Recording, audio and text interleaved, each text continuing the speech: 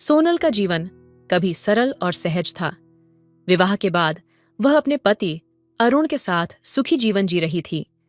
लेकिन एक दिन एक अनहोनी घट गई।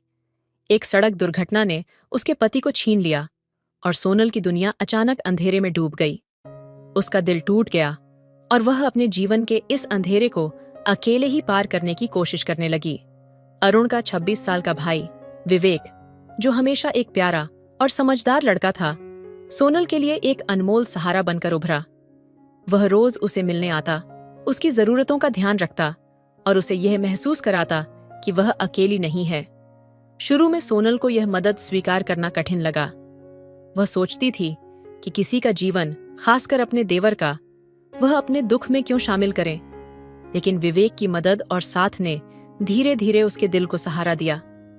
वह दिन में अपना काम करता और रात को सोनल के पास आता ताकि वह अकेली न महसूस करे।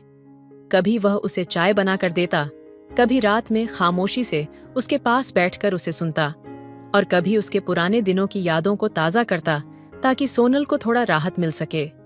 विवेक का साथ सोनल के लिए किसी आशीर्वाद से कम नहीं था। वह जानता था कि उसकी भाभी अब अकेली है और उसका दुख शायद कभी खत्म नहीं हो सकेगा, लेकिन वह उसके साथ हमेशा खड़ा रहेगा। सोनल ने धीरे धीरे विवेक के साथ अपने रिश्ते को एक नई दिशा में देखा। उसे समझ में आया कि वह सिर्फ एक देवर नहीं, बल्कि एक सच्चा मित्र और सहायक है, जो न केवल उसके दुख में बल्कि खुशियों में भी उसके साथ खड़ा रहता है। एक दिन सोनल ने विवेक से कहा, तुम्हारे बिना मेरी जिंदगी का क्या होता? तुमने हमेशा मेरा साथ दिया जब दुनिया ने मुझे अकेला छोड़ दिया था। विवेक ने मुस्कुराते हुए जवाब दिया, भाभी, आप अकेली नहीं हैं। मैं हमेशा आपके साथ हूं और रहूंगा। कोई भी मुश्किल हो, मैं हमेशा आपकी मदद करूंगा। हमारा रिश्ता सिर्फ देवर भाभी का नहीं है, बल्कि एक अटूट बंधन का है। विवेक के शब्दों ने सोनल के दिल को छुआ। उसे महसूस हुआ कि इस रिश्ते की जो गहराई है, वह सिर्फ खून के रिश्ते से कहीं बढ़कर है। विवेक ने उसे कभी महसूस नहीं होने दिया कि वह अकेली है। उन्होंने साथ मिलकर घर की जिम्मेदारियां निभाई और एक दूसरे के दुखों और खुशियों का साझापन किया।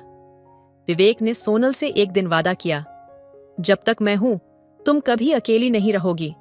तुम्हारा हर कदम, हर निर्णय और हर खुशियों में मैं तुम्हारे साथ रहूंगा। सोनल की आंखों में आंसू थे, लेकिन दिल में संतोष और शांति थी। उसे महसूस हुआ कि उसकी जिंदगी ने एक नया मोड़ लिया है। उसकी यात्रा अब अकेले नहीं, बल्कि विवेक के साथ एक साझे रिश्ते में थी, जिसमें सहारा, प्यार और विश्वास था। समय के साथ सोनल और विवेक का रिश्ता और भी मजबूत हुआ। वे दोनों मिलकर जीवन की कठिनाइयों का सामना करते रहे और एक दूसरे के लिए संजीवनी बन गए। यह एक अनकहे रिश्ते की कहानी थी, जहां देवर ने भाभी के दुख में साथ दिया और उनकी जिंदगी में प्यार, समर्थन और खुशी का रंग भर दिया। यही वह प्यार था जो न किसी रिश्ते की उम्र और न ही किसी बाधा की सीमा को जानता था। कहानी का अगला भाग। एक अटूट रिश्ते की मिसाल विवेक का प्यार और समर्पण सोनल के जीवन का अभिन्न हिस्सा बन चुका था। वह अब न केवल उसकी मदद करता, बल्कि उसकी हर छोटी बड़ी बातों में उसकी भावनाओं को समझने का प्रयास करता। सोनल की आंखों में अब वो थकान और अकेलेपन का दर्द नहीं था जो पहले होता था। विवेक ने उसकी दुनिया को थोड़ा रंगीन किया था और उसकी सूरत में एक नई उम्मीद को वापस लौटाया था। लेकिन ऐसा नहीं था कि सोनल के दिल में कभी कुछ सवाल नहीं उठते थे। विवेक की सहायता और स्नेह ने उसे आंतरिक शांति दी थी, पर कभी कभी सोनल के मन में यह विचार आता, क्या यह सब ठीक है? क्या उसके और विवेक के बीच रिश्ते का यह नजरिया, यह गहरा संबंध समाज की नजर में सही रहेगा? क्या वह खुद कभी विवेक के साथ उसी तरह से जुड़ पाएगी जैसे पहले वह अरुण के साथ थी? इन्हीं सवालों में उलझे हुए एक दिन सोनल ने विवेक से पूछा, तुम्हारे अंदर इतना प्यार और समझ है मेरे लिए, पर क्या कभी तुम्हें यह नहीं लगता कि मैं तुम्हारे लिए बोझ बन रही हूं? विवेक मुस्कुराए और कहा, भाभी, आप मेरी जिंदगी का अहम हिस्सा हैं। आपके बिना मेरी दुनिया अधूरी है। अगर मुझे कभी यह महसूस होता कि आप मुझसे दूर जा रही हैं, तो मेरा दिल टूट जाता। आप बोझ नहीं, मेरे लिए तो आप हमेशा एक सहारा रहीं। यह सुनकर सोनल की आंखों में आंसू आ गए, लेकिन यह आंसू एक नई भावना के थे, एक ऐसी भावना जो उसे यह समझाने में मदद कर रही थी कि जीवन हमेशा एक साथ रहने और एक दूसरे को समझने का नाम है। सोनल को अब यह समझ में आने लगा था कि उसका और विवेक का रिश्ता भले ही पारंपरिक दृष्टिकोण से अलग था, लेकिन इस रिश्ते की बुनियाद सच्चे प्यार, समझ और समर्थन पर थी। एक शाम जब वे दोनों घर के बगीचे में बैठकर चाय पी रहे थे, सोनल ने विवेक से कहा, तुमने जो वादा किया था वो मुझे कभी नहीं भूल सकता। तुम हमेशा मेरे साथ रहोगे और मुझे कभी अकेला महसूस नहीं होने दोगे। मुझे अब इस बात का पूरा विश्वास हो गया है कि तुम्हारा साथ सिर्फ एक वादा नहीं, बल्कि एक गहरा एहसास है। विवेक ने उसकी बातों को सुनते हुए उसे देखा। उसकी आंखों में गहरी संवेदना थी और उसका चेहरा उस कड़ी यात्रा का प्रमाण था जो दोनों ने मिलकर तय की थी। विवेक ने हल्की मुस्कान के साथ कहा, भाभी, मैं जानता हूं कि तुम अपने दिल में कई बार खुद से सवाल करती हो, लेकिन मैं हमेशा तुम्हारे पास हूं। जब तक मैं जीवित हूं, तुम कभी अकेली नहीं रहोगी। हम दोनों मिलकर जो जीवन जी रहे हैं उसमें कोई दाग नहीं, सिर्फ सच्चाई और विश्वास है। मैं तुमसे वादा करता हूं, यह सिर्फ एक शब्द नहीं, ये मेरा दिल से किया हुआ वादा है। इन शब्दों के बाद एक पल के लिए दोनों में कोई बात नहीं हुई, जैसे सब कुछ ठहर गया हो। केवल हवा की सरसराहट, रात का शांति और एक दूसरे के पास बैठे होने का एहसास था। सोनल को महसूस हुआ कि इस पल में उसके पास जो कुछ भी था वह सब कुछ था, सच्चे प्यार, विश्वास और अपने साथी का अडिग समर्थन। समय के साथ उनके रिश्ते में भी बदलाव आया। उन्होंने एक दूसरे के दिलों की गहरी समझ को और मजबूत किया, लेकिन यह बदलाव न केवल उनके रिश्ते को और मजबूत बना रहा था, बल्कि सोनल की आत्मविश्वास को भी वापस ला रहा था। पहले जहां वह खुद को अकेला महसूस करती थी, अब उसे यह एहसास हो गया था कि वह किसी पर बोझ नहीं, बल्कि एक सशक्त और सम्मानित साथी थी। एक दिन जब सोनल और विवेक ने अपना जीवन पूरी तरह से एक दूसरे के साथ जीने का फैसला किया, तो सोनल ने विवेक से पूछा, क्या तुम सच में इस रास्ते पर हमेशा मेरे साथ चलोगे? क्या तुम्हारा प्यार और समझ कभी खत्म नहीं होगा? विवेक ने एक पल के लिए उसकी आंखों में देखा, फिर हल्का सा मुस्कुराकर कहा, हमारे रिश्ते की जड़ें केवल इस जीवन में नहीं, बल्कि हमारी आत्माओं में हैं। मैं तुमसे हमेशा सच्चा प्यार करूंगा भाभी। तुम मेरे लिए हमेशा विशेष रहोगी और मैं तुम्हारे जीवन का हिस्सा बनने पर गर्व महसूस करता हूँ। उन शब्दों के साथ सोनल का दिल एक अनमोल शांति से भर गया। उसने महसूस किया कि जीवन में जितनी भी कठिनाइयां आईं, उन सब का सामना केवल एक दूसरे का साथ होने से किया जा सकता था। यह एक अटूट संबंध था, एक ऐसी यात्रा जो विश्वास, प्यार और निस्वार्थ सहयोग पर आधारित थी। सोनल और विवेक का रिश्ता अब एक मिसाल बन चुका था, एक अटूट रिश्ते की मिसाल जो दिखाता था कि जीवन में कभी भी सच्चे प्यार और समझ के रास्ते से न हटें, क्योंकि यही रास्ता आपको अंत में सच्ची खुशी और शांति तक ले जाता है। सोनल और विवेक के बीच अब एक नई ताजगी थी, जैसे एक मधुर गीत की हर ध्वनि धीरे धीरे उनके दिलों में गूंज रही हो। वह एक दूसरे के बिना अब किसी दिन की कल्पना नहीं कर सकते थे। उनका रिश्ता पहले जैसा नहीं रहा था। अब वह केवल भाभी और देवर नहीं थे, बल्कि एक दूसरे के सच्चे दोस्त, जीवन साथी और सबसे अहम, एक दूसरे के लिए समर्पित। एक दिन जब पूरी दुनिया अपनी दिनचर्या में व्यस्त थी, सोनल और विवेक एक साथ बगीचे में बैठे थे। सूरज की नरम किरणें पेड़ों के बीच से छनकर उनकी त्वचा को छू रही थीं और हल्की हवा उनका पीछा करती हुई गुजर रही थी। सोनल ने विवेक की ओर देखा और उसकी आंखों में वह गहरी पहचान थी जो शब्दों से नहीं, बल्कि केवल महसूस की जा सकती थी। वह जानती थी कि अब उनका रिश्ता वाकई कुछ अलग है। विवेक, सोनल ने धीरे से कहा, तुम्हारा साथ अब मेरे लिए क्या है, ये शब्दों में कह पाना मुश्किल है। जब से तुम मेरे पास आए हो, मुझे हमेशा महसूस हुआ कि किसी ने मेरी दुनिया को फिर से सजाया है, जैसे धुंधली शाम के बाद एक खूबसूरत सुबह आई हो। विवेक ने सिर झुकाया, फिर धीरे से उसकी आंखों में देखता हुआ कहा, भाभी, तुमसे जुड़कर मुझे यह समझ में आया कि असली प्यार कभी किसी एक पल का नहीं होता, बल्कि यह वह गहरी समझ है जो दोनों दिलों में वक्त के साथ धीरे धीरे फलती फूलती है। तुम मेरी जिंदगी में वो हो जो हमेशा से चाहिए था। सोनल के दिल में एक हल्का सा कंपन हुआ। उसका दिल भर आया था, लेकिन वह अपने आंसू नहीं रोक पाई। उसने अपनी आंखें पोंछते हुए कहा, तुमने हमेशा मेरी मदद की है, मेरे दर्द को महसूस किया है, और तुमने कभी महसूस नहीं होने दिया कि मैं अकेली हूं। मुझे कभी नहीं लगा कि मैं किसी से लापरवाही से व्यवहार कर रही हूं, क्योंकि तुमने हमेशा मेरी भावनाओं का सम्मान किया। विवेक ने उसकी ओर झुकते हुए कहा, तुम मेरी भाभी हो, सोनल, और इस रिश्ते की अहमियत हम दोनों ही जानते हैं।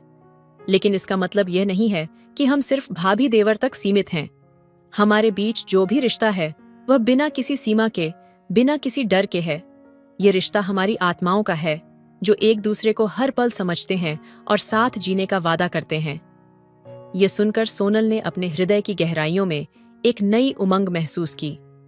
उसकी आंखों में आंसू थे, लेकिन ये आंसू दर्द के नहीं, बल्कि एक नए सफर की शुरुआत के थे।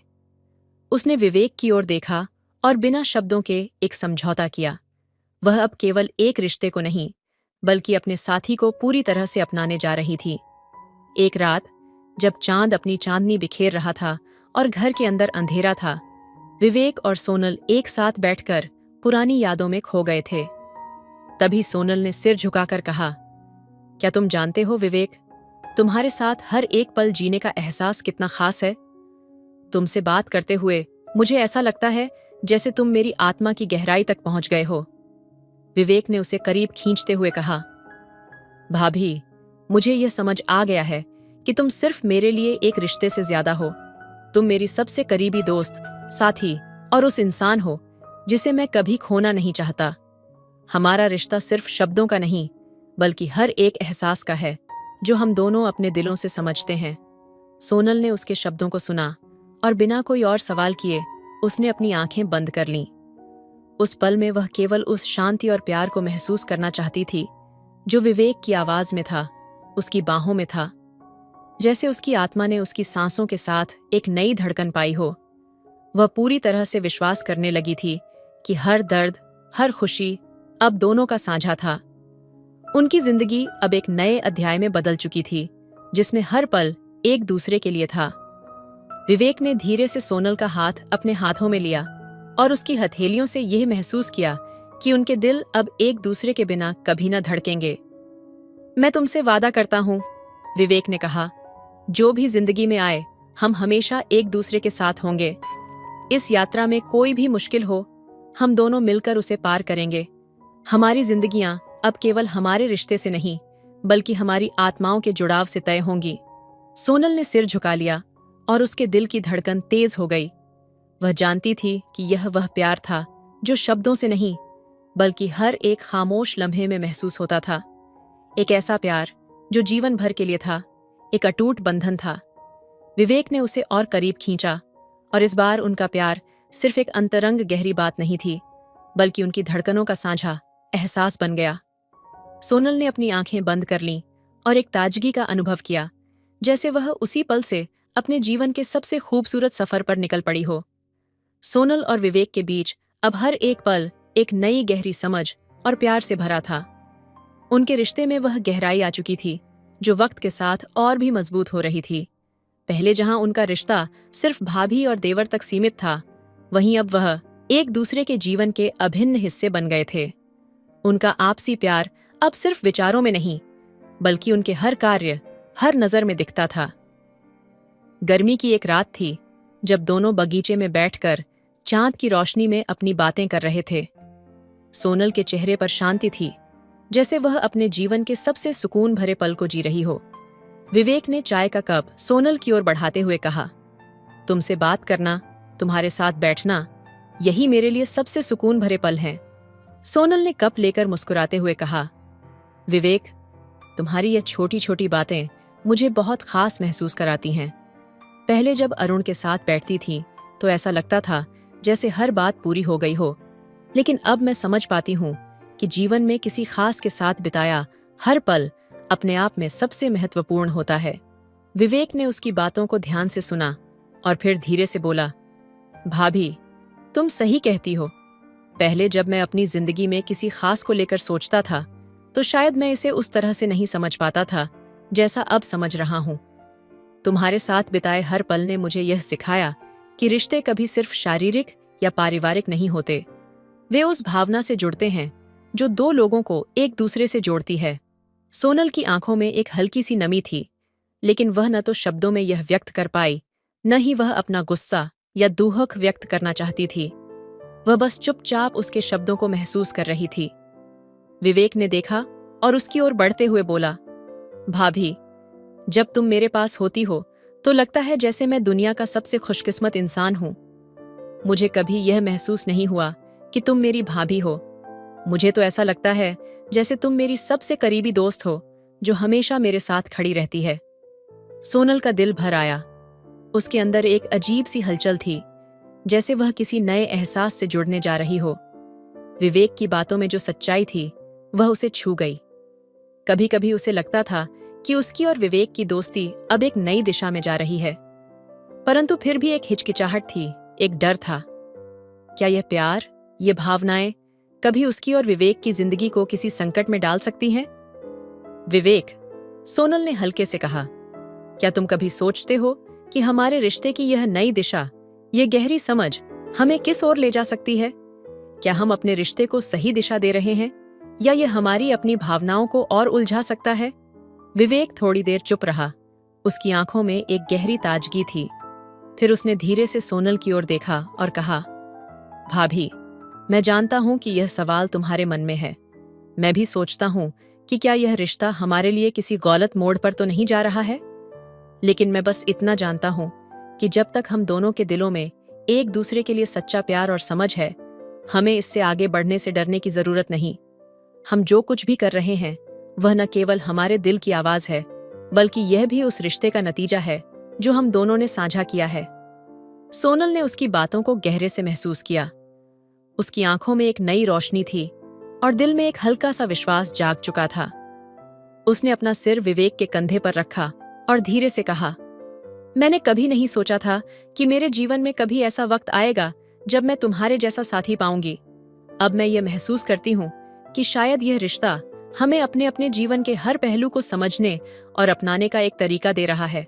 विवेक ने सोनल के सिर पर हाथ रखा और उसे महसूस हुआ कि वह सिर्फ एक भाभी और देवर नहीं है, बल्कि वे एक दूसरे के जीवन का हिस्सा बन चुके हैं। एक दूसरे के बिना उनकी दुनिया अधूरी होगी। हम जो भी हैं भाभी, हम दोनों इस रिश्ते को अपने तरीके से समझते हैं और जीते हैं। कुछ समय तक दोनों चुप रहे, लेकिन उन चुप्पियों में एक अजीब सा सुकून था, जैसे दोनों के दिलों ने एक दूसरे से बात की हो, बिना शब्दों के। उनका प्यार अब किसी शब्द या रिश्ते की परिभाषा से परे था। यह एक गहरी समझ, एक आत्मीयता का रूप ले चुका था। अगली सुबह सोनल और विवेक ने एक दूसरे से यह वादा किया कि वे इस रिश्ते को जैसे भी समझें, उसकी अहमियत को कभी कम नहीं होने देंगे। वे एक दूसरे के साथ जीवन की खुशियों और दुखों का सामना करेंगे, क्योंकि उन्हें विश्वास था कि प्यार केवल शब्दों से नहीं, बल्कि हर एक एहसास, हर एक एक्शन से साबित होता है। वे जानते थे कि उनके रिश्ते का वास्तविक रूप सिर्फ वे दोनों ही समझ सकते थे। ये कोई सामाजिक परिभाषा से परे था। यह एक ऐसे जुड़ाव का नाम था जो बिना किसी खामोशी और बिना किसी उम्मीद के चलता था। और इस प्रकार सोनल और विवेक का सफर जारी रहा, एक नई शुरुआत, एक नई समझ और एक दूसरे के लिए बिना शर्त प्यार के साथ। तो दोस्तों, आपको ये कहानी कैसी लगी, कमेंट करके जरूर बताइए। हमारे नए कंपनी का काम लगभग पूरा हो गया था, इसलिए मैं उसे देखने रोज जाया करता था। मेरे घर से नए कंपनी की दूरी 8 किलोमीटर की थी। एक दिन मैं वहां काम देखने गया तो सामने रहने वाली भाभी मुझे अक्सर अपना दोनों संतरे दिखाकर पानी पिलाने के लिए बुलाती थी। उनके बुलाने पर मैं एक दिन उनके घर चला गया। उस दिन उन्होंने मुझसे बहुत ही गर्म अंदाज में बात की थी। उन्होंने अपनी कपड़े भी कुछ अलग तरह से पहनी हुई थी। जैसे ही मैं घर में दाखिल हुआ, उन्होंने मुझे चाय के लिए पूछा। मैंने कहा कि मैं चाय नहीं पीता हूँ, मैं कुछ और पीता हूँ, लेकिन उन्होंने जबरदस्ती अपना वो नीचे वाली आयुर्वेदिक चाय पिला दी। जब उन्होंने चाय दी तो मेरे पैंट के चैन पर हल्का सा हाथ फेर दिया। उस वक्त मुझे कुछ अलग ही महसूस हुआ। मैंने इसे मजाक समझा, लेकिन भाभी की जवानी मुझे कुछ और ही कह रही थी। मेरी भाभी मुझे मेरे जिंदगी का पहला अनुभव देने वाली थी। वह मैंने कभी सपने में भी नहीं सोचा था। तब उन्होंने कहा, तुम आज सही वक्त पर आए हो। आज घर पर कोई नहीं है। मैं तुम्हारी थोड़ी मदद चाहती हूँ। लेकिन मदद के बहाने भाभी मुझे अपने बेडरूम में ले गई और मेरा कमर पकड़कर बोली, आज मैं तुम्हें कुछ नया अनुभव देना चाहती हूँ। ऐसा कहते हुए उन्होंने मेरे साथ, दोस्तों, आपसे हाथ जोड़कर विनती है कि मेरे चैनल को जरूर सब्सक्राइब करें। तो चलिए जल्दी से कहानी सुनाते हैं। मेरा नाम अनुज है और मेरी उम्र 24 साल है। हमारी आर्थिक स्थिति बहुत अच्छी नहीं थी, लेकिन अपनी मेहनत के दम पर मैंने काफी पैसे कमाए थे। इसलिए मैंने अपने माता पिता को एक छोटे से घर से निकालकर एक बड़े बंगले में लाने का सपना देखा था। मैं एक नया कंपनी में काम करा रहा था। काम लगभग पूरा हो गया था, इसलिए मैं अक्सर वहां जाने लगा। एक दिन मैंने देखा कि सामने रहने वाली 35 साल की महिला मुझे लगातार देख रही थी। मैं अपने काम में व्यस्त था, लेकिन जब भी मेरी नजर पड़ती मुझे महसूस होता कि वो मुझे निहार रही है। एक दिन उसने इशारे से मुझे बुलाया। जब मैं उसके पास गया तो उसने कहा, क्यों साहब जी, हमारे नए पड़ोसी कब बनोगे? तुम्हारे कंपनी का काम कब तक पूरा होगा? इस तरह से हमारी जान पहचान हो गई। उसका नाम प्रिया था। मैंने उसे पहली बार भाभी कहकर बुलाया। प्रिया मुझे बार बार देखती रहती थी। हमारे घर के सामने ही उसका घर था, लेकिन वह बहुत साधारण था। उसका रहन सहन भी बहुत साधारण था। वह हमेशा साड़ी में रहती थी, क्योंकि हम भी कुछ दिनों बाद वहां रहने वाले थे। मैं उससे कभी कभी बातें किया करता था, क्योंकि वह हमारी पड़ोसी थी। उसके बाद मुझे उससे बात करने में बिल्कुल भी दिलचस्पी नहीं होती थी, क्योंकि मैं 24 साल का लड़का था और वह 30 साल की महिला थी। एक दिन जब घर का काम चल रहा था, मैं वहीं कुर्सी डालकर बैठा हुआ था। उसी समय आई और सामने से हंसकर बोली कि मैं सुबह से देख रही हूं, आप अपने काम में काफी ध्यान दे रहे हो। प्रिया का यह व्यवहार देखकर मुझे बहुत अच्छा लगा, क्योंकि हमें भी ऐसे अच्छे पड़ोसी चाहिए थे। मेरे माता पिता ने बहुत ही कठिन समय देखा था और बड़ी मेहनत से मेरी पढ़ाई पूरी करवाई थी। हमारे घर में माता पिता, मैं और मेरा छोटा भाई था। मेरा छोटा भाई 18 साल का था। हाल ही में मैंने उसका एडमिशन दूसरे शहर के कॉलेज में करवाया था। अब वह भी कॉलेज जाने लगा था। नए बंगले के काम के बारे में घर में किसी को जानकारी नहीं थी। जैसे ही मेरी पढ़ाई पूरी हुई, मैंने एक जगह नौकरी शुरू की और कुछ ही महीनों में नौकरी करते हुए मैंने अपना खुद का बिजनेस खड़ा किया। उस बिजनेस से कम समय में मुझे अच्छा मुनाफा हुआ और उसी के कारण मैं आज अपने बंगले का काम करवा सका। मैं अपने माता पिता के लिए बहुत खुश था और भाई की पढ़ाई भी अच्छी चल रही थी। बीच बीच में मैं उससे मिलने उसके हॉस्टल जाया करता था। एक दिन मैं अपना घर का काम देखकर और काम का अंदाजा लगाकर मैं वहां से निकलने लगा। तभी मैंने देखा कि प्रिया अपने घर के दरवाजे पर खड़ी होकर मेरी ओर देख रही थी। जब मेरी नजर उस पर पड़ी तो मुझे उसकी नजरों में कुछ अजीब सा महसूस हुआ, क्योंकि वह मुझे प्यार भरी एक अलग ही नजर से देख रही थी। तभी उसने मुझे उंगली उठाकर हिलाकर हाथ दिखाया। मैंने उसे बाएं कह दिया और वहां से निकल गया। प्रिया का यह व्यवहार मुझे समझ नहीं आ रहा था, क्योंकि हमारी इतनी पहचान भी नहीं थी। फिर भी जब भी मैं वहां जाता, वह मुझसे बात किए बिना नहीं रहती थी। हर बार वह मुझे चाय नाश्ते के लिए बुलाती, लेकिन मैं किसी न किसी बहाने से उसे टाल देता था। कुछ दिनों बाद जब मैं अपने नए घर को देखने जा रहा था, तब जोरदार बारिश शुरू हो गई। बारिश इतनी तेज थी कि मुझे गाड़ी के सामने कुछ भी नहीं दिखाई दे रहा था। धीरे धीरे मैं घर के पास पहुंचा। तब सामने का दृश्य देखकर मुझे बहुत बड़ा झटका लगा, क्योंकि बंगले की दीवार पानी में बह गई थी। निर्माण अभी कच्चा था, इसलिए बारिश का प्रहार उसे सहन नहीं हो पाया। हुए नुकसान को देखकर मैं बहुत निराश हो गया था। जोरदार बारिश के कारण वहां के मजदूर भी चले गए थे। तब मैं बंगले की आड़ में जाकर खड़ा हो गया।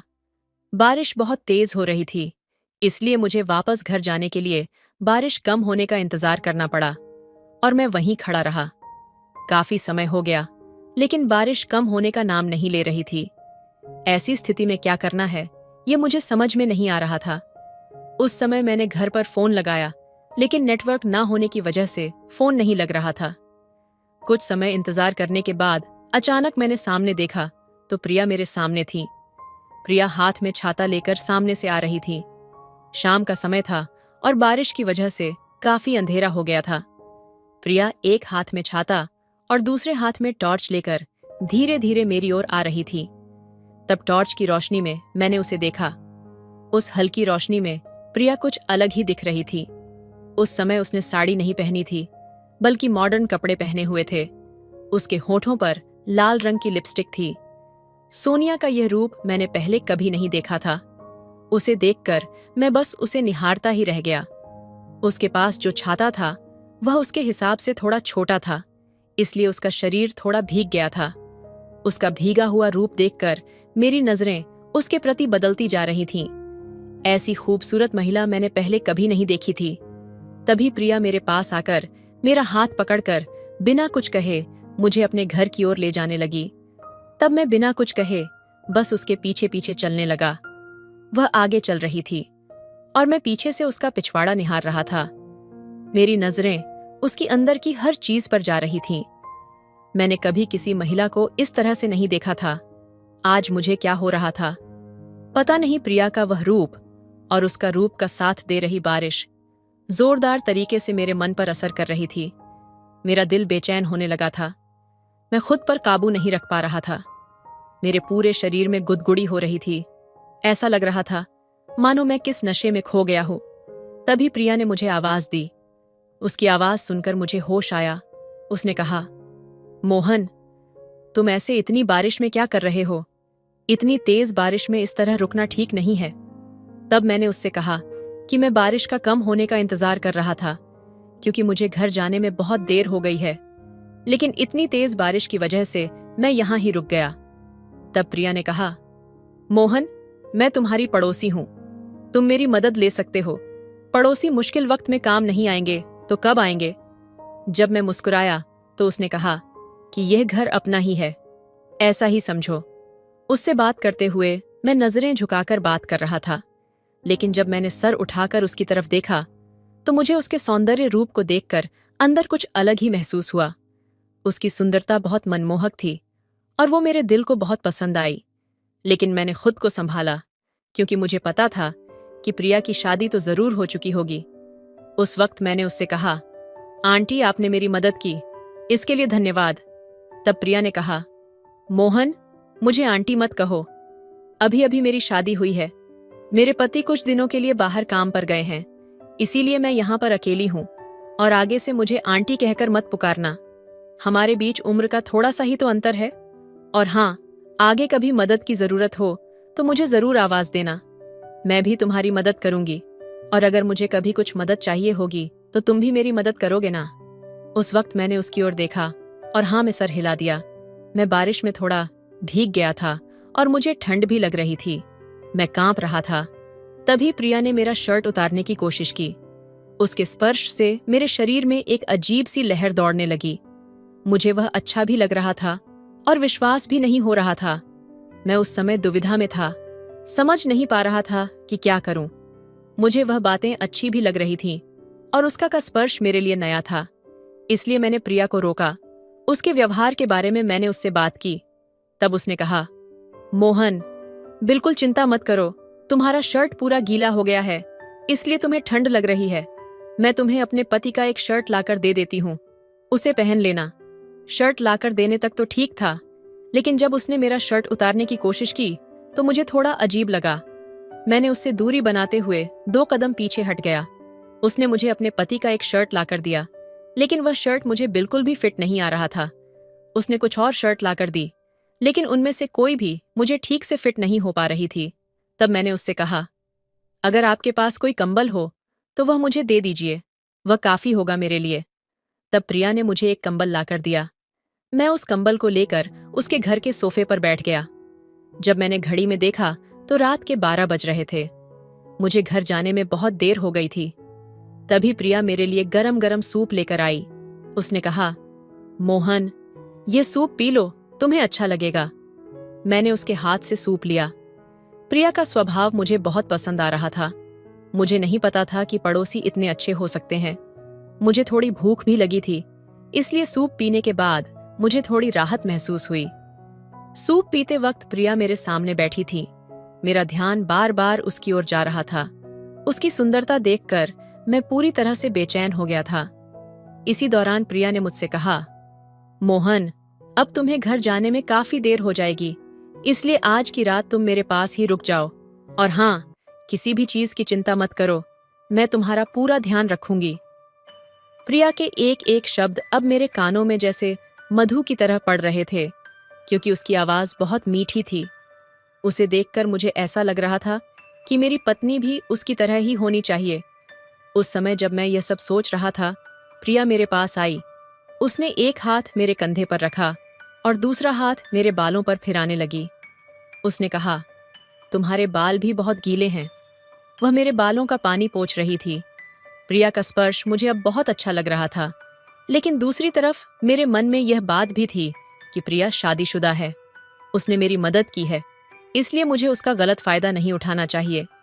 इसलिए मैंने प्रिया से कहा, मुझे तुम्हारे पास रुकना सही नहीं लग रहा, लेकिन फिर भी आज की रात में रुक जाऊंगा और सुबह जल्दी अपने घर चला जाऊंगा।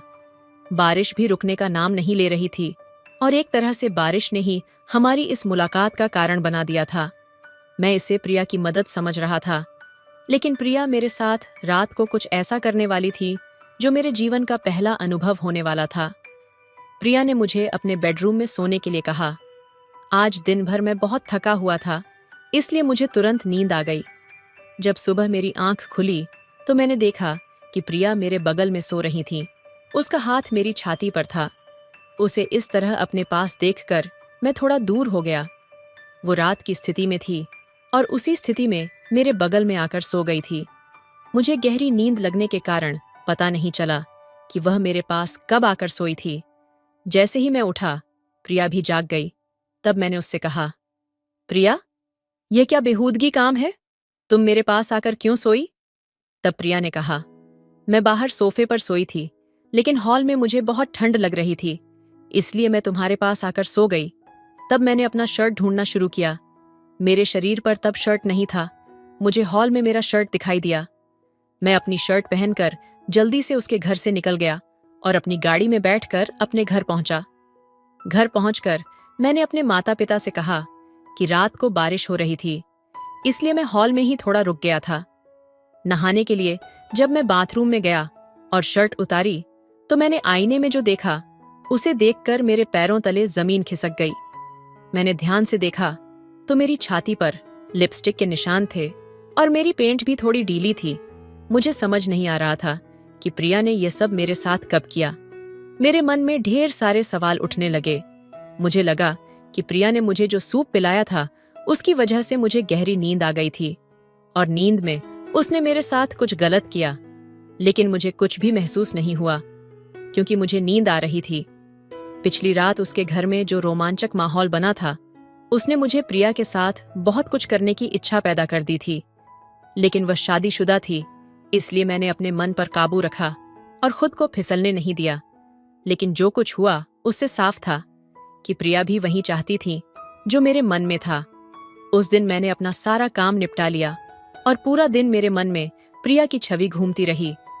मेरे मन में बार बार पिछली रात वाली प्रिया की वह छवि आ रही थी, जिससे अब मेरे मन में जो इच्छा पैदा हुई थी उसे मैं प्रिया के सामने बोलने की सोच रहा था। उसके बर्ताव से भी मुझे ऐसा ही कुछ महसूस हो रहा था, क्योंकि जब से मैं घर के निर्माण का काम देख रहा था तब से ही उसकी नजर मुझ पर थी। यह तो मुझे साफ दिख रहा था।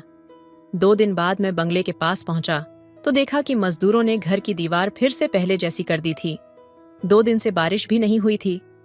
मेरी नजर प्रिया के घर की तरफ गई तो देखा कि उसके घर का दरवाजा बंद था। आमतौर पर जब मैं वहां जाता था तो वह बंगले के आसपास दिखती थी, लेकिन आज प्रिया कहीं नजर नहीं आ रही थी। मैंने इधर उधर देखा, लेकिन वह कहीं भी दिखाई नहीं दी। आखिरकार मैं उसके घर के दरवाजे के पास पहुंचा। मुझे अब उसे देखने की बेचैनी हो रही थी। जब मैं उसके घर के पास पहुंचा तो अंदर से कुछ मर्दों की आवाजें आ रही थीं। मुझे लगा कि उसके घर में कोई मेहमान आए होंगे, इसलिए मैंने वहां से लौटना ही बेहतर समझा और अपने बंगले की तरफ लौट आया। उसे देखने के लिए मेरी आंखें बेचैन हो रही थीं, क्योंकि उससे मुझे पहला अनुभव मिलने वाला था। उस दिन शाम तक मैंने प्रिया का इंतजार किया, लेकिन प्रिया घर से बाहर नहीं आई। तब मैं घर की ओर जाने लगा। रास्ते में मुझे मेरा भाई राजू मिला। उसे देखकर मैं हैरान हो गया, क्योंकि उस रास्ते पर राजू को देखना मेरे लिए बहुत ही हैरान करने वाली बात थी। मैंने उसके पास जाकर गाड़ी रोकी तो वह मुझे डरा हुआ नजर आया। मैंने उससे पूछा, राजू, तुम इस वक्त यहाँ क्या कर रहे हो? तुम्हें तो इस समय हॉस्टल में होना चाहिए था। तुम आ रहे हो, इसकी भी कोई खबर नहीं दी। तब राजू ने कहा, भैया, मैं आपको सब कुछ बताऊंगा, लेकिन पहले हमें घर चलने दो। मुझे बहुत भूख लगी है और कई दिनों से मुझे माँ के हाथ का खाना खाने की इच्छा हो रही है। राजू की बात सुनकर मैंने उसे गाड़ी में बिठाया और घर आकर उसने खाना खाया और तुरंत सो गया। उस रात भी मुझे नींद नहीं आ रही थी। मैं बार बार करवटें बदल रहा था। तभी अचानक राजू अपनी जगह से उठकर कहीं और जाने लगा। मैंने उसे आवाज दी, लेकिन उसने मेरी तरफ देखा तक नहीं। मुझे समझ आ गया कि वह नींद में चल रहा है। मैंने उसे पकड़कर वापस उसकी जगह सुला दिया। अगले दिन मैंने ठान लिया कि कुछ भी हो जाए, मैं प्रिया से मिलूंगा, क्योंकि उसे बिना मिले मुझे चैन नहीं मिल रहा था। मैं फिर से बंगले के पास पहुंचा और काम कितना हुआ यह देखने लगा। तभी अचानक प्रिया वहां आ गई। आज वह साधारण साड़ी में आई थी, लेकिन उसे देखकर मुझे पिछली रात की उसकी वही छवि दिख रही थी। आज साड़ी में सोनिया बहुत ही सुंदर लग रही थी, जिस तरह से वह उस रात मुझे दिख रही थी। मुझे प्रिया अब दिल से पसंद आने लगी थी। मैं उसके ख्यालों में डूबने ही वाला था कि तभी प्रिया बोलने लगी, मोहन, मुझे तुम्हारी थोड़ी मदद चाहिए। क्या तुम मेरे साथ चलोगे? प्रिया को किस चीज में मदद चाहिए, यह तो अब मुझे साफ दिखाई देने लगा था। इसलिए मैंने बिना कुछ सोचे उसे हाँ कह दिया। तब उसने कहा, हमें थोड़ा बाहर जाना है तो तुम मेरे साथ चलो और हम लोग मेरी स्कूटी से वहां जाएंगे। मैं तैयार हो गया। कुछ देर बाद प्रिया तैयार होकर आई और जब वह तैयार होकर आई तो मैं उसे देखता ही रह गया। मैं उसके साथ स्कूटी पर बैठा और हम निकल पड़े। कुछ समय बाद हम एक चौल के पास पहुंच गए। वह चौल काफी बड़ी लग रही थी। मैंने प्रिया से पूछा, प्रिया, तुम मुझे कहाँ लेकर आई हो? तब प्रिया ने कहा, मेरे घर के पास मेरी थोड़ी इज्जत है, इसलिए मैं तुम्हें यहाँ लेकर आई हूँ। यहाँ मेरी एक सहेली का कमरा है। प्रिया मुझे कमरे पर ले जाने वाली थी, यानी आज मेरे मन में जो इच्छा थी वह 100% पूरी होने वाली थी। यही सब सोचकर मैं उसके पीछे चल पड़ा। स्कूटी से उतरकर प्रिया चलने लगी और मैं उसके पीछे जा रहा था। चौल के एक कोने में एक कमरा था। प्रिया उस कमरे में गई और मैं भी अंदर चला गया। कमरे में देखा तो वहां एक बिस्तर था और उसके बगल में एक पानी का मटका रखा था। तब प्रिया बिस्तर पर जाकर बैठ गई। कमरे की हालत देखकर मुझे लग रहा था कि वहां बहुत अंधेरा और शांति थी, लेकिन मेरा पूरा ध्यान एक ही चीज पर था और मैं उसे जल्द से जल्द अनुभव करना चाहता था। मैं बिस्तर पर बैठ गया। अगले ही कुछ पलों में कमरे में 4 हट्ट-कट्टे लोग आ गए। उन्हें देखकर मैं थोड़ा असमंजस में पड़ गया कि यहाँ क्या हो रहा है। मैंने देखा कि उन 4 लोगों में से 2 के पास कैमरे थे और तभी कमरे में बड़ी लाइट जल गई। कमरे में काफी बड़ी लाइट्स थीं। मैंने प्रिया से पूछा, प्रिया, ये सब क्या हो रहा है? लेकिन प्रिया कुछ भी बोलने के लिए तैयार नहीं थी। उसने अपने मुंह पर स्कार्फ बांधा हुआ था। मैं उससे यह सब पूछ ही रहा था कि तभी एक मोटी और भारी भरकम महिला वहां पर आई और मेरे पास आकर बैठ गई। एक तरफ प्रिया थी और दूसरी तरफ वह महिला। मैंने जोर जोर से चिल्लाकर पूछा, यहाँ क्या चल रहा है? तब उन 4 में से एक ने कहा, तुम कितना भी जोर से चिल्ला लो, इस कमरे से बाहर कोई आवाज नहीं जाएगी। तब मैं समझ गया कि मेरे साथ कुछ बुरा होने वाला है। तभी उनमें से एक व्यक्ति ने एक बड़ा सा रामपुरी चाकू निकाला और मेरी तरफ बढ़ा दिया। उस समय मैं बहुत डर गया था। उस व्यक्ति ने कहा, अब तुम्हें वही करना होगा जो हम कहेंगे, नहीं तो तुम्हें अपनी जान से हाथ धोना पड़ेगा। मैं बहुत घबरा गया था। मुझे समझ आ गया था कि मैं गलत चीज में फंस चुका हूं। मैंने अपनी इच्छा पूरी करने के लिए प्रिया का पीछा किया था, लेकिन यह बात अब मेरी जान तक पहुंच गई थी। इसके बाद प्रिया और उस महिला ने मेरे साथ अनुचित हरकतें करनी शुरू कर दी और कैमरे वाले लोग पूरा शूट कर रहे थे। मुझे समझ आ गया था कि मुझे फंसाया गया है। तभी कमरे का दरवाजा खटखटाया गया। जब दरवाजा नहीं खोला गया तो वह बाहर से तोड़ दिया गया। प्रिया पुलिस को देखकर बुरी तरह से डर गई थी। पुलिस ने उन सभी लोगों को गिरफ्तार कर लिया। यह एक गैंग थी जो महिलाओं द्वारा जाल में फंसावाकर कम उम्र के लड़कों से लाखों रुपए की मांग करवाती थी। प्रिया ने मेरे छोटे भाई के साथ भी यही किया था और वह इसका शिकार बन चुका था। इसलिए प्रिया को फंसाने के लिए हमने यह प्लान बनाया था। राजू ने मुझे उसके साथ हुई सारी बातें बताई थीं। उसने बताया कि हॉस्टल से घर आते समय प्रिया ने उसे भी अपने झांसे में फंसा लिया था। असल में प्रिया उसका असली नाम नहीं था। प्रिया और उसकी टोली कम उम्र के लड़कों को धोखा देकर लूटने का काम करती थी। मैंने पुलिस को इस बारे में जानकारी दी और जाल बिछाकर उस टोली को गिरफ्तार करवाया। प्रिया ने उसी तरह से राजू का भी वीडियो बनाया था और उससे लाखों रुपए की मांग की थी। राजू ने कुछ पैसे भी दे दिए थे, लेकिन वे इतने पर भी नहीं रुके। वह राजू को ब्लैकमेल कर रहे थे कि अगर उसने और पैसे नहीं दिए तो वह उसका वीडियो वायरल कर देंगे। रात को जब मैं राजू को घर लेकर आया था, तब आधी रात में वह एक कोने में बैठकर रो रहा था। तब मैंने उसे विश्वास में लेकर सारी बातें पूछी थीं। उसने हिम्मत जुटाकर मुझे यह सब बताया। उसी की हिम्मत की वजह से मैं प्रिया का पर्दाफाश कर पाया। हमारे बंगले के सामने जो उसका घर था, वो उसने किराए पर लिया था, और वह भी झूठी पहचान दिखाकर। आज मेरे भाई को इस घटना का बहुत बड़ा मानसिक आघात हुआ था। वह अनजाने में ही डिप्रेशन में चला गया था और उसे संभालने में काफी वक्त लगा। प्रिया और उसकी टोली को मैंने अच्छी तरह सबक सिखाया। समय पर यह बात मेरे सामने आ जाने से मैं राजू को बचाने में सफल हो गया, नहीं तो उसके साथ और क्या क्या हो सकता था, इसका मैं अंदाजा भी नहीं लगा सकता। अनजाने में मैंने कई और युवाओं को भी इस तरह के धोखाधड़ी से बचाया था। प्रिया और उसकी टीम की खबर सामने आते ही कई युवाओं ने कबूल किया कि उनके साथ भी इस तरह की घटनाएं हुई थीं।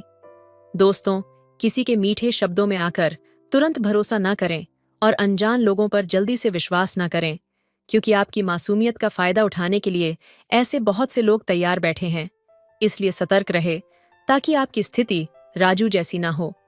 तो दोस्तों, यह थी आज की कहानी। आपकी क्या राय है? इस कहानी पर हमें कमेंट में जरूर बताएं। मेरे जेठ 42 साल के हो चुके थे, लेकिन फिर भी वह कुंवारे थे। मुझे और मेरे पति को और हमको एक साथ देखकर जेठ जी हमेशा तड़पते रहते थे। जब भी मेरा पति कहीं बाहर जाता तो मौका पाकर भाई साहब मुझे अपने कमरे में बुला लेते या फिर देर रात तक मेरे कमरे में आ जाते। एक बार भाई साहब ऑफिस से देर रात घर आए। आते ही वह अपने कमरे में जाकर कंबल ओढ़कर सो गए। तब उनकी सेवा करने के लिए मैं उनके कमरे में गई। उस समय उन्होंने मुझे अपने पास बुलाया था। जब भाई साहब ने अपने शरीर पर से कंबल हटाया तो सामने का दृश्य देखकर मैं हैरान रह गई, क्योंकि मेरे कमरे में जाने से पहले ही भैया पूरी तैयारी करके लेटे थे। उनके शरीर पर से कंबल हटते ही मेरी नजर वहीं खड़े भाई साहब पर ठहर गई, मानो जैसे मैं किसी अलग दुनिया में खो गई। दोस्तों, आपसे हाथ छोड़कर विनती है कि मेरे चैनल को सब्सक्राइब कीजिए। तो चलिए जल्दी से कहानी सुनाते हैं। मेरा नाम सुमन है। मेरी शादी को अभी 8 महीना ही हुआ था। उस पूरे 8 महीने में जो भी चीज मैं अपने पति से मांगती थी, वह मुझे लाने से पहले कहता था कि भाई साहब से पूछ कर लाता हूँ, भाई साहब से पैसे लेता हूँ। हर चीज में मेरा पति बड़े भाई साहब की अनुमति लेता था। सुरेश और महेश दोनों भाई थे। सुरेश छोटा था, जबकि महेश बड़े भाई साहब थे। उन्होंने शादी ही नहीं की थी अपने पति विकास से। मैंने भाई साहब की शादी ना करने का कारण पूछा, तब वो बोले, अब तक मुझे भी इसका कारण समझ में नहीं आया है। भाई साहब को शादी करने की इच्छा नहीं थी, इसलिए माँ ने मेरी शादी करा दी। भाई साहब अब 45 साल के हो चुके थे। धीरे धीरे मुझे समझ में आने लगा था कि मेरे ससुराल की पूरी संपत्ति भाई साहब की ही है। उन्होंने खुद अपनी कंपनी स्थापित की थी। मेरा पति अपने भाई की कंपनी में काम करता था। सीधे शब्दों में तो वह भाई की कंपनी संभालता था। हमारा रहने वाला बंगला भी भैया ने ही बनवाया था। घर में दोनों भाई मिलकर रहते थे। सासू माँ तो मुझसे कहती थी, अब तुम घर में आई हो तो तुम्हें ये जिम्मेदारी संभालनी होगी कि घर का माहौल हमेशा खुशहाल और सौहार्दपूर्ण बना रहे। सासू माँ की बातों से मुझे यह आभास होने लगा कि भैया ने अपने जीवन को पूरी तरह से परिवार के लिए समर्पित कर दिया था। उन्होंने अपने सपनों और इच्छाओं को कहीं पीछे छोड़ दिया था, सिर्फ इसलिए कि छोटे भाई और पूरे परिवार का भविष्य सुरक्षित रहे। भाई साहब की आंखों में अक्सर एक अजीब सी चमक और दर्द का मेल देखा करती थी। वह हमेशा हंसते मुस्कुराते रहते थे, मगर उनकी मुस्कान के पीछे एक न बुझने वाला सूनापन छिपा होता था। एक दिन जब मैं चाय लेकर उनके कमरे में गई तो देखा कि वे एक पुरानी तस्वीर को हाथ में लिए बैठे थे। तस्वीर में वे एक लड़की के साथ मुस्कुरा रहे थे। उस लड़की की आंखों में सपने और चेहरे पर एक अद्वितीय चमक थी। मैंने साहस जुटाकर पूछा, भाई साहब, ये कौन है? कुछ क्षण के लिए कमरे में खामोशी छा गई। उन्होंने गहरी सांस ली और कहा, यह अनामिका है, मेरे अतीत की सबसे खूबसूरत कहानी। उनकी आवाज में दर्द और प्यार का एक अनोखा मिश्रण था। मुझे समझ में आने लगा कि भाई साहब ने अपना दिल कभी किसी को सौंपा था, पर किसी कारणवश वह प्रेम कहानी अधूरी रह गई। क्या आप मुझे उसकी कहानी सुनाएंगे? मैंने धीरे से पूछा। वे मेरी ओर देखकर हल्की मुस्कान के साथ बोले, क्यों नहीं? शायद अब समय आ गया है कि कोई तो मेरी इस कहानी का हिस्सा बने। फिर उन्होंने एक लंबी सांस ली और अपनी आंखों में अतीत की यादें संजोते हुए कहानियों के पन्ने पलटने लगे। भाई साहब ने अतीत के पन्नों को पलटते हुए अपनी आंखों में एक चमक और दर्द के साथ कहा, अनामिका मेरे कॉलेज के दिनों की साथी थी। वो मेरे जीवन की पहली और आखिरी मोहब्बत थी। उसकी हंसी से ऐसा लगता था जैसे किसी झरने की आवाज गूंज रही हो। उसकी बातें, उसकी मासूमियत और उसका हर पल को खुलकर जीना मुझे मोहब्बत में बांधता चला गया। मैंने देखा उनकी आंखें धीरे धीरे नम होने लगी थीं। उन्होंने बात जारी रखी, हम दोनों ने सपने देखे थे, एक साथ घर बसाने के, अपने परिवार के संग एक खुशहाल जीवन बिताने के, लेकिन नियति को शायद कुछ और ही मंजूर था। अनामिका के पिता की अचानक मृत्यु हो गई और उनका परिवार कर्ज में डूब गया। उसे मजबूरन अपने परिवार के लिए एक अमीर व्यापारी से शादी करनी पड़ी। वो मुझसे मिलने आई थी आखिरी बार।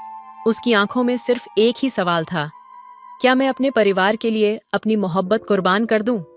मैंने उसका जवाब नहीं दिया, बस उसकी आंखों में ताकता रहा। वो समझ गई और उसने अपनी जिम्मेदारी चुनी। भाई साहब की आवाज भर्रा गई। वे चुप हो गए और फिर बोले, उस दिन के बाद मैं अपनी मोहब्बत को भुला नहीं पाया। मैंने खुद को काम में डुबो दिया, अपना सब कुछ अपने परिवार और तुम्हारे पति की सफलता के लिए झोंक दिया। शायद इसी वजह से मैंने कभी शादी नहीं की, क्योंकि मेरा दिल तो उसी दिन अनामिका के साथ चला गया था। कमरे में एक गहरी खामोशी छा गई थी। मेरे दिल में भाई साहब के लिए सम्मान और भी बढ़ गया। उनकी त्याग और मोहब्बत की कहानी ने मेरे हृदय को छू लिया।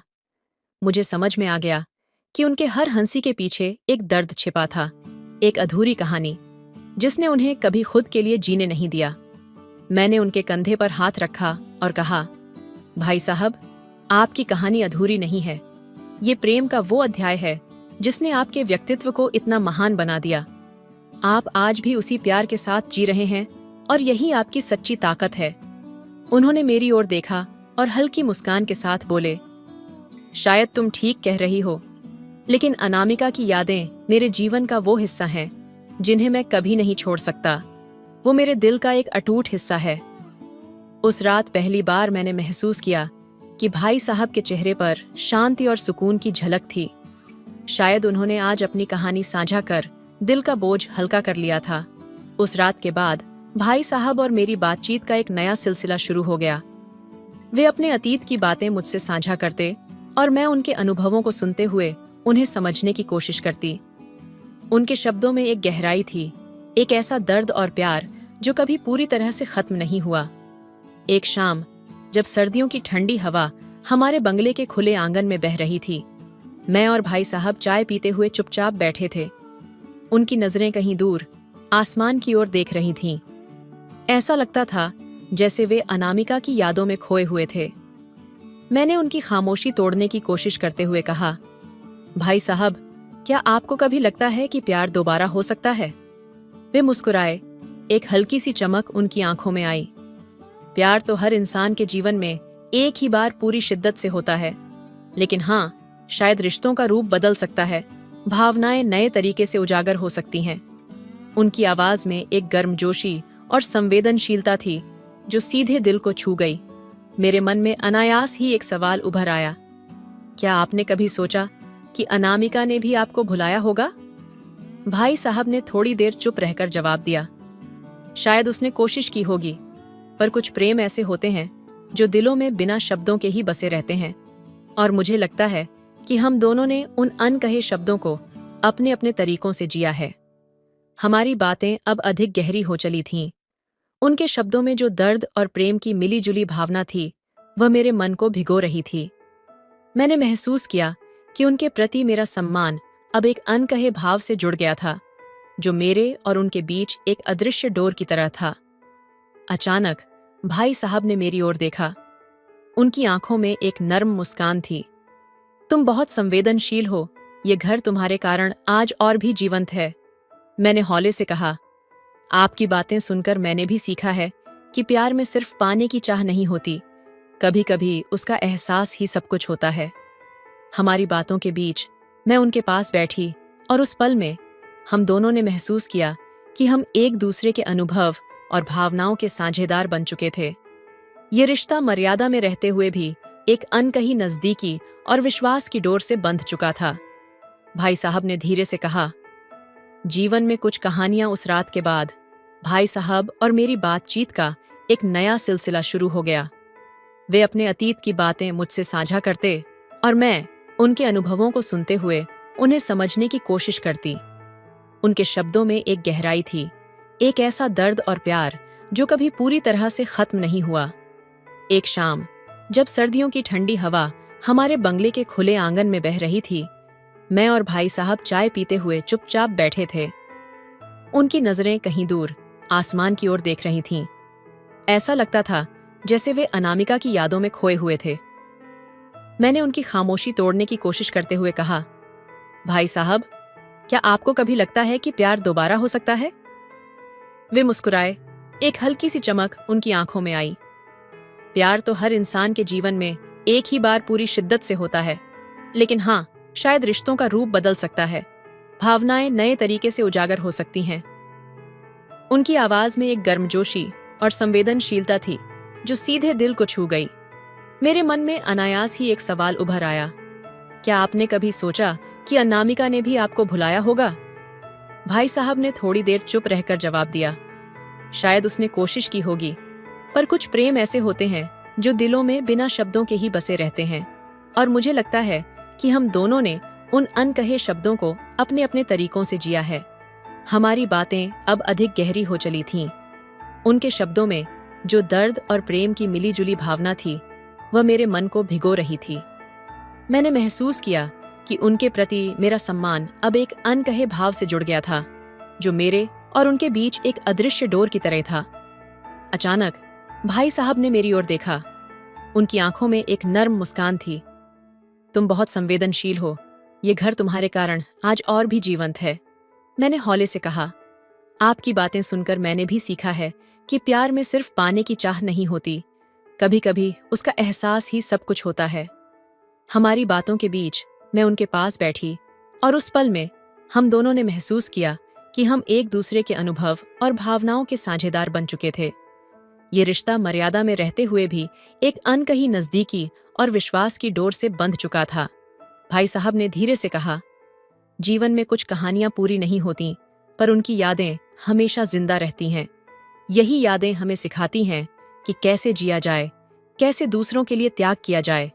और शायद यही कारण है कि आज मैं तुम्हें इस तरह देखता हूं जैसे अपने परिवार की सबसे अनमोल कड़ी। उस रात मैंने पहली बार देखा कि भाई साहब के चेहरे पर एक अलग ही सुकून था। उनका दर्द कम हुआ था, जैसे किसी ने उनके दिल की सबसे गहरी परतों को छू लिया हो। हमारे बीच एक ऐसा रिश्ता पनप चुका था जिसमें प्रेम, सम्मान और एक अनकहा वादा था, साथ निभाने का। चाहे वह किसी भी रूप में हो, पूरी नहीं होती, पर उनकी यादें हमेशा जिंदा रहती हैं। यही यादें हमें सिखाती हैं कि कैसे जिया जाए, कैसे दूसरों के लिए त्याग किया जाए। और शायद यही कारण है कि आज मैं तुम्हें इस तरह देखता हूं जैसे अपने परिवार की सबसे अनमोल कड़ी। उस रात मैंने पहली बार देखा कि भाई साहब के चेहरे पर एक अलग ही सुकून था। उनका दर्द कम हुआ था, जैसे किसी ने उनके दिल की सबसे गहरी परतों को छू लिया हो। हमारे बीच एक ऐसा रिश्ता पनप चुका था जिसमें प्रेम, सम्मान और एक अनकहा वादा था, साथ निभाने का, चाहे वह किसी भी रूप में हो। दोस्तों, आपको यह कहानी कैसी लगी? कमेंट करके जरूर बताइए। रागिनी अपने बॉस मुकेश का हाथ पकड़कर उसे गेस्ट रूम की तरफ लेकर जाने लगी। कमरे में पहुंचते ही उसने अंदर से दरवाजा बंद कर लिया और मुकेश के साथ फिर से लिपट गई। सब कुछ इतनी तेजी से हो रहा था और मुकेश को समझ नहीं आ रहा था कि वह क्या करे। वह खामोशी से खड़ा रहा। रागिनी आगे बढ़ती चली गई। रागिनी का हमला ऐसा था, उसने मुकेश को संभलने का मौका ही नहीं दिया और उसका सारा गंगाजल रागिनी के ऊपर ही बरस गया। मुकेश अपनी जल्दबाजी से शर्मिंदा था और रागिनी को सॉरी कहते हुए बाथरूम की तरफ भागा। रागिनी एक समझदार लड़की थी और आदमी की ताकत और कमजोरी दोनों अच्छे से समझती थी। वह मुकेश के पीछे पीछे बाथरूम में गई और उसका हाथ पकड़कर बाहर ले आई। मुकेश शर्मीला सा खड़ा था। रागिनी ने उसे बिस्तर पर बैठा दिया। मुकेश फिर से वह आनंद महसूस करने लगा। कुछ ही देर बाद रागिनी का पूरा मुंह जैसे किसी मक्खन से भर गया, पर उसने उसे बाहर नहीं आने दिया और पूरा निगल गई। मुकेश के लिए किसी पराई स्त्री को छूने का यह पहला अनुभव था। कुछ पाप बड़े ही आनंद देते हैं। मुकेश को अपने से 15 साल छोटी रागिनी का स्पर्श बहुत ही अच्छा लग रहा था। उसे रागिनी के पति पर तरस भी आ रहा था और गुस्सा भी आ रहा था कि ऐसी सुंदर पत्नी को प्यार नहीं करता। उन्होंने करीब 6 घंटे तक एक दूसरे का साथ दिया था। मुकेश ने रागिनी से पूछा कि अब अगली बार हम कब साथ होंगे। इस पर रागिनी बोली, इसी शुक्रवार को प्लान करते हैं। मुकेश अब अगले शुक्रवार की तैयारी में जुट गया। वह चाहता था कि अगली बार जब वह रागिनी के साथ हो तो वह अपनी सबसे पुरानी इच्छा को पूरा कर पाए।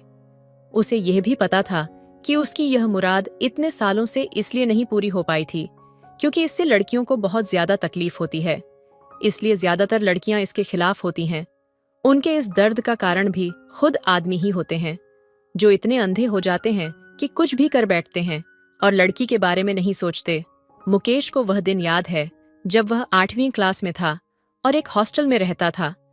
तभी एक 11वीं क्लास के एक बड़े लड़के ने उसके साथ एक बार जबरदस्ती की थी, तो मुकेश को कितनी तकलीफ हुई थी वह उसे आज तक याद है। मुकेश चाहता था कि जब वह अपने मन की इतनी पुरानी मुराद पूरी कर रहा हो तब रागिनी को भी आनंद आना चाहिए।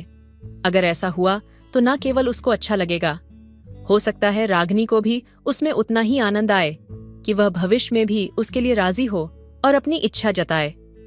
रागिनी एक 30 साल की शादीशुदा महिला है। उसका पति राघव पुलिस में हैंड कांस्टेबल है। रागिनी एक आकर्षक बदन की भरी पूरी महिला है जो दिखने में 20 से 22 साल की लड़की जैसी लगती है।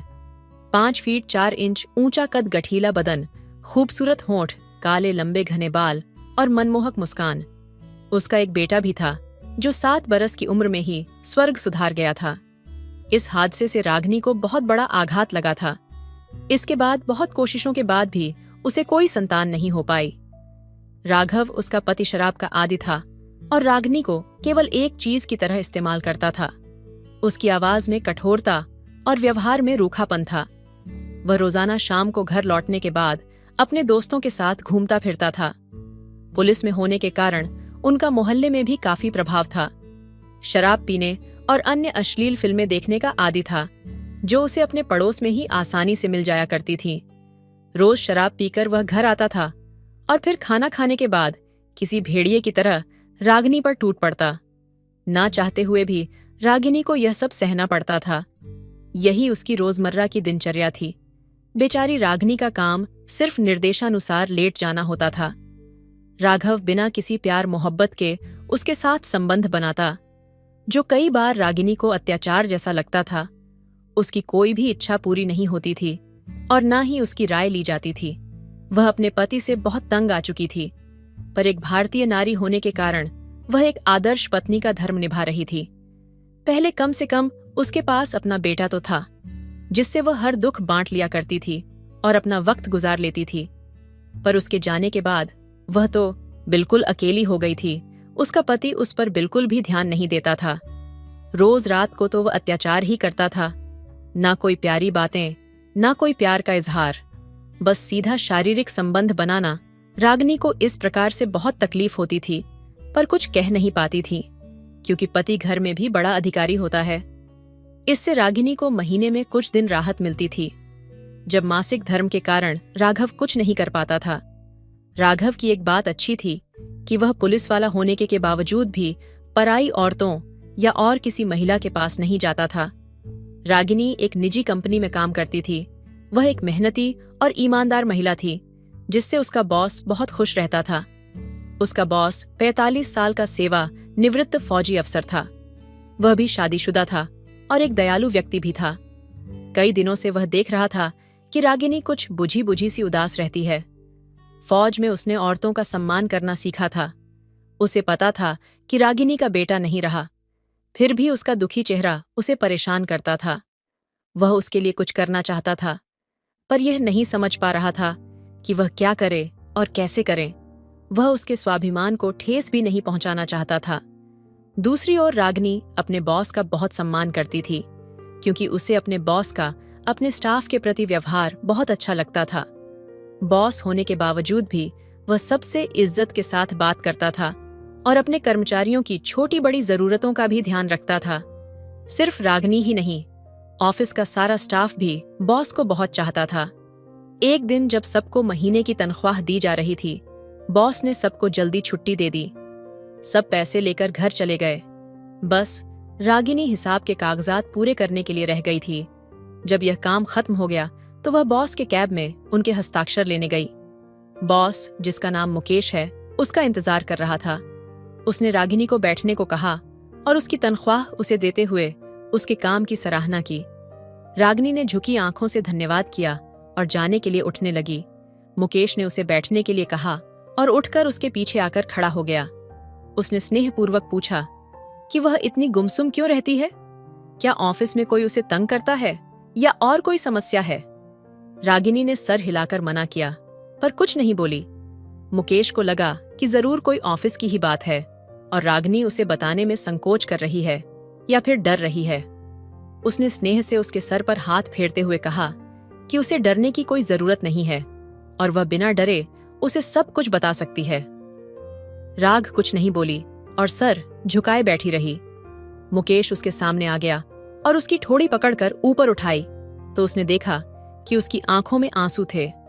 मुकेश ने उसके गालों से आंसू पहुंचे और उसे बड़े प्यार से अपने सीने से लगा लिया। उस समय रागिनी कुर्सी पर बैठी हुई थी और मुकेश उसके सामने खड़ा था, इसलिए रागिनी का सर मुकेश के पेट से लगा हुआ था और मुकेश के हाथ उसकी पीठ और सर को सहला रहे थे।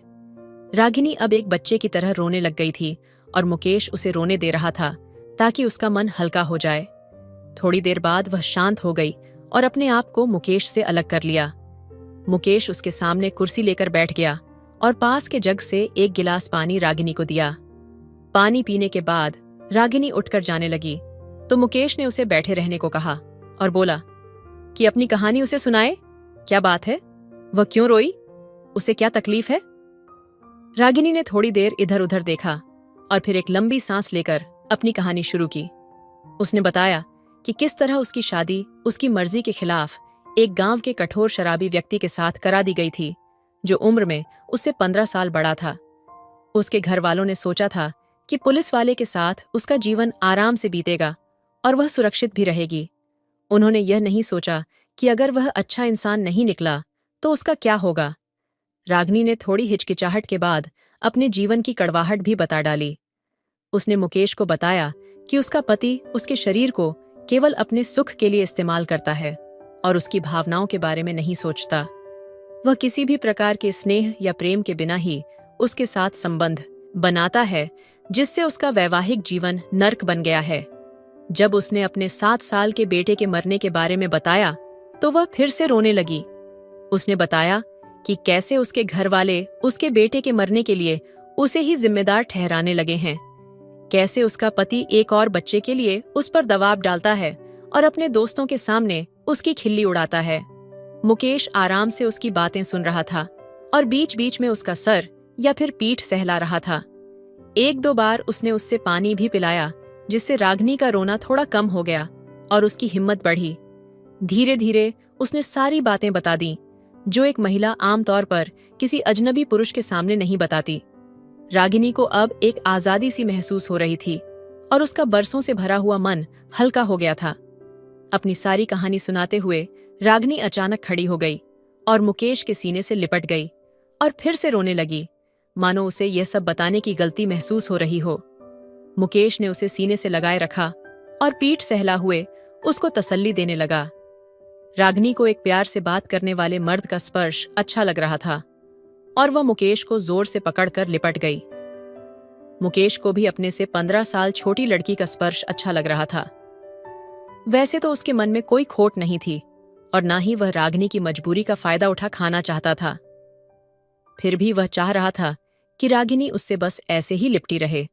थोड़ी देर बाद रागिनी ने थोड़ी ढील दी और बिना किसी हिचकिचाहट के अपने होंठ मुकेश के होंठों पर रख दिए। शायद यह उसके धन्यवाद करने का तरीका था कि मुकेश ने उसके साथ इतनी सहानुभूति बढ़ती थी। मुकेश थोड़ा अचंभित था। वह सोच ही रहा था कि क्या करें। जब रागिनी ने ऐसा किया तो वह सफल भी हो गई। इस तरह उसने मुकेश को अगला कदम उठाने के लिए आमंत्रित कर लिया था। मुकेश ने रागिनी की आंखों में आंखें डालकर कहा कि उसने पहले कभी किसी पराई स्त्री के साथ ऐसा नहीं किया और वह उसका नाजायज फायदा नहीं उठाना चाहता। अब तो रागिनी को मुकेश पर और भी ज्यादा प्यार आया था।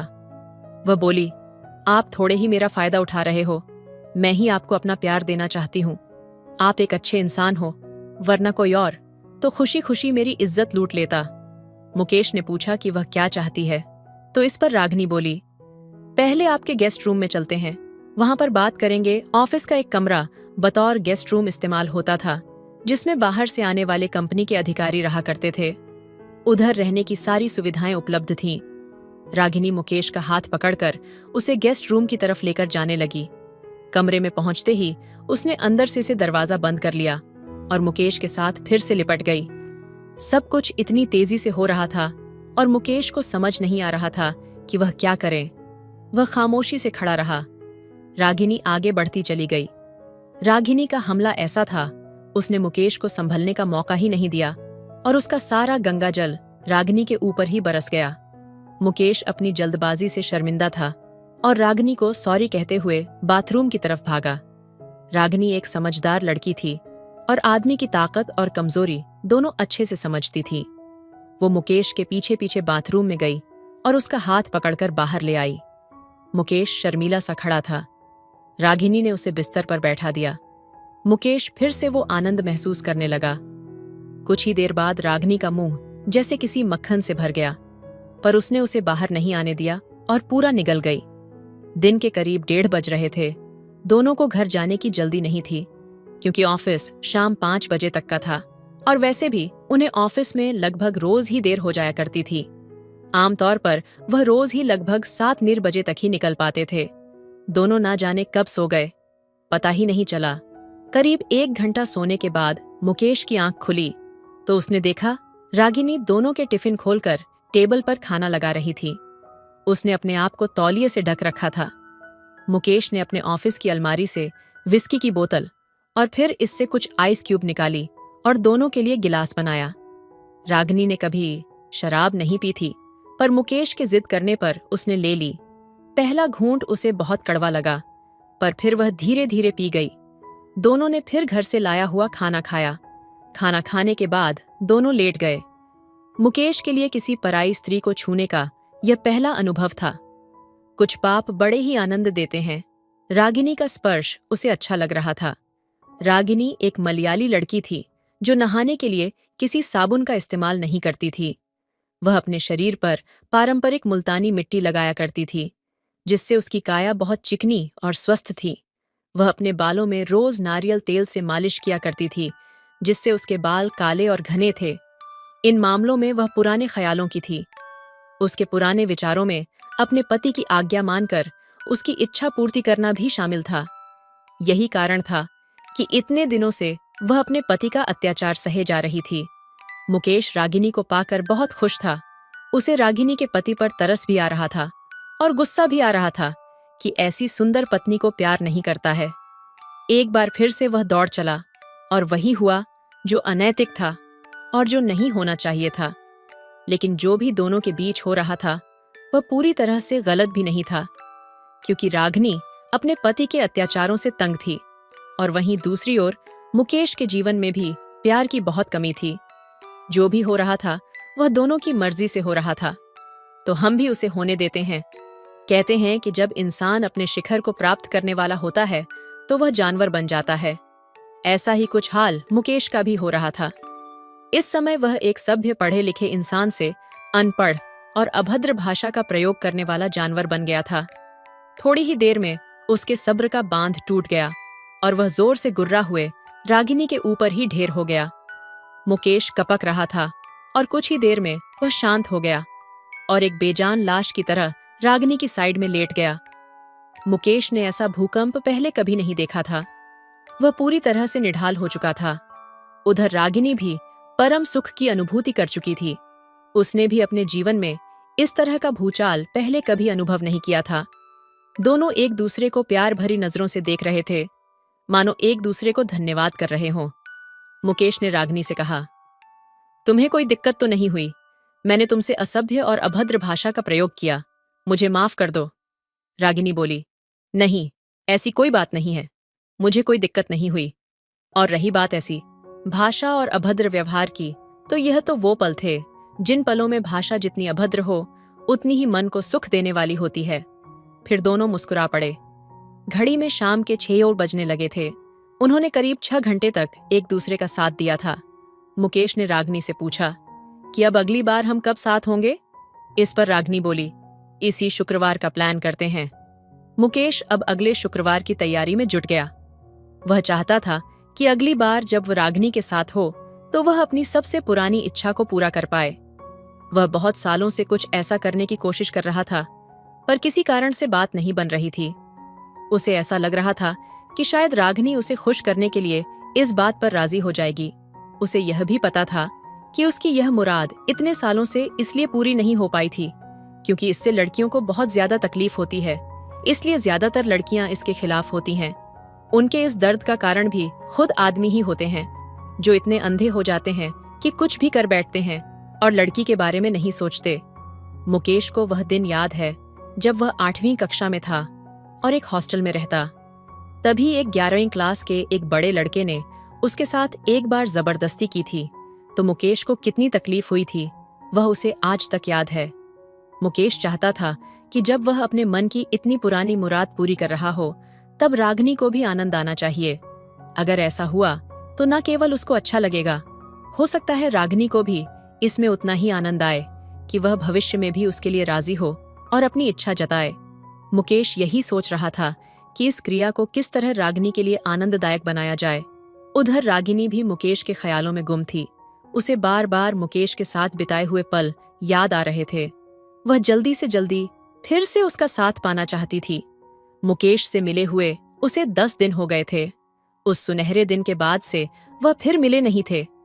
मुकेश को किसी काम से कानपुर जाना पड़ गया था, पर वह कल ऑफिस आने वाला था।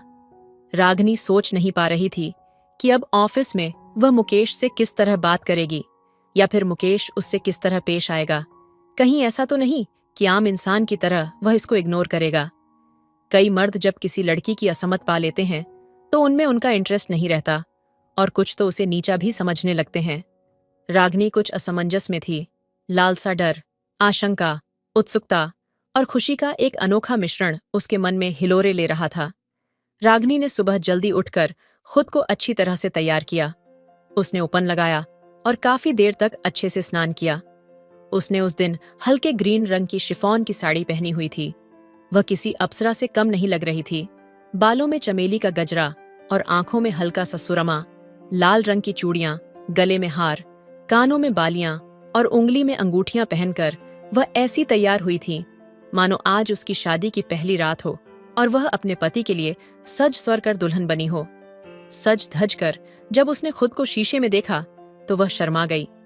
उसके पति ने जब उसे देखा तो उससे पूछ बैठा, कहाँ की तैयारी है? रागिनी ने बताया कि आज दफ्तर में ग्रुप फोटो सेशन है, इसलिए सबको तैयार होकर जाना है।